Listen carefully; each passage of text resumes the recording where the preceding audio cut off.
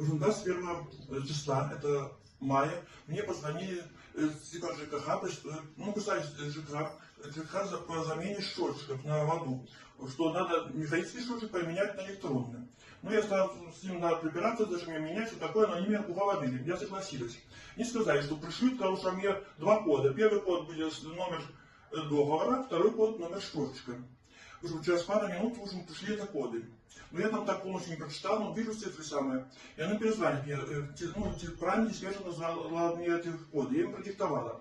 Потом через пару минут, не успела это от стола, звонить представитель из Минска, с департамента налоговой инспекции. Что типа, это что я продиктовала коды, это оказывается, что это были мошенники, что деньги какие-то из Минска перевели на Украину для террористов. И что я пособник террористов, и там назвали там 5 статей, короче говоря, что меня же не везут, ну, в милицию собрать.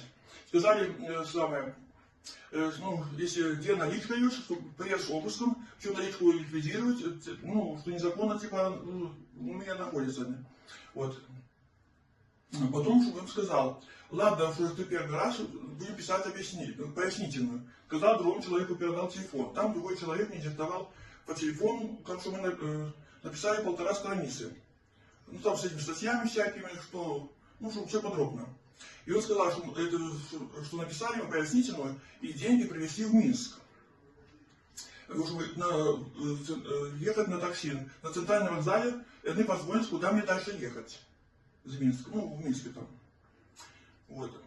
Но они постоянно мне звонили, потом, короче, я им сказал, что, ну, что согласилась, типа, но я уже понял, что это были, ну, мошенники. Но они никак не могли, ну, отвязаться от них не могла.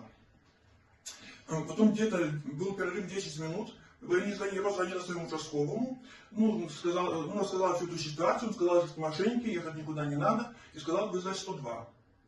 Вот. И потом они приехали, наши, в общем, милиция, и мы там все решили эти вопросы.